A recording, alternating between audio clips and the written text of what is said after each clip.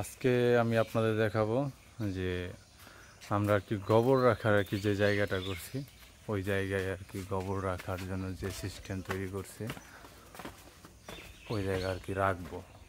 কারণ গোবর মূলত নষ্ট করা যাবে না। আমাদের যে 7টা গরু আছে, এই 7টা গরুর যে গোবর হবে এই সমস্ত গোবর আর কি আমরা জমিতে রাখবো। এই জন্য আমরা নেট কাগজ দিয়ে আর কি একটা ঘর বানাইছি। ওই ঘর বানানোর পরে যে আমাদের যে হাউসটা তৈরি করছি, ওই হাউস সুন্দর করে সিমেন্ট দিয়ে কালকে লেপছি। কারণ এই ঘরটা তৈরি করতে আমাদের একটু সময় লাগছে, কারণ আমরা দুই ভাই কাজগুলো করি, আব্বু আমাদের হেল্প করে।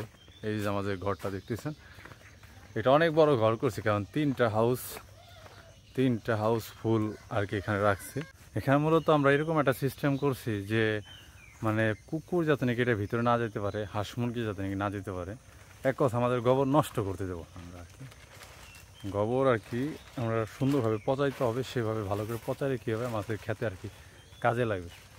তো আজকে আর কি আমাদের এই গোবরগুলো হয়েছে আগে ফেলানো, কিন্তু একটা কষ্ট হচ্ছে কি, আমাদের এই গোবরগুলো আর কি ভিতরে নেওয়া একটু কষ্ট হবে।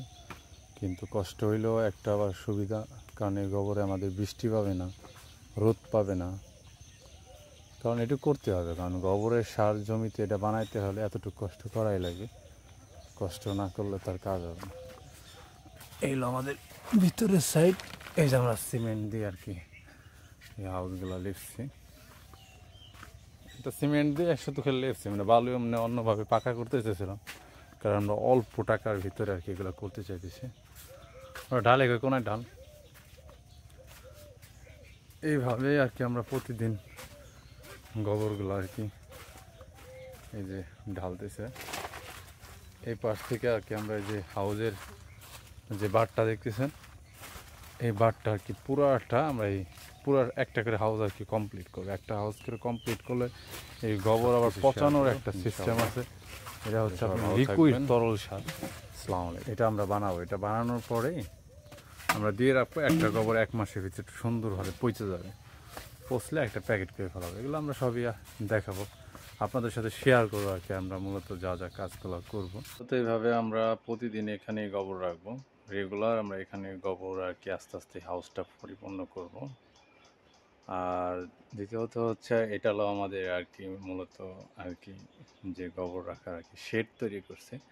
এটা মূলত আমরা শুধু কাগজ আর নেট দিয়েই তৈরি করছি, অন্য কোনো কিছুই দেওয়া হয় না। এই জন্য আপনাদের একটু দেখালাম। আর বিশেষ করে মাঝখানতে একটা তার দিয়ে বাঁশ দিয়ে 4 মুড়ে বাঁশ দিয়ে সিস্টেম করে বাইন্দা একটা অল্প খরচে আমরা এটা তৈরি করছি। কারণ এখানে বেশি ইনভেস্ট আর কি আমরা করতে চাইনি।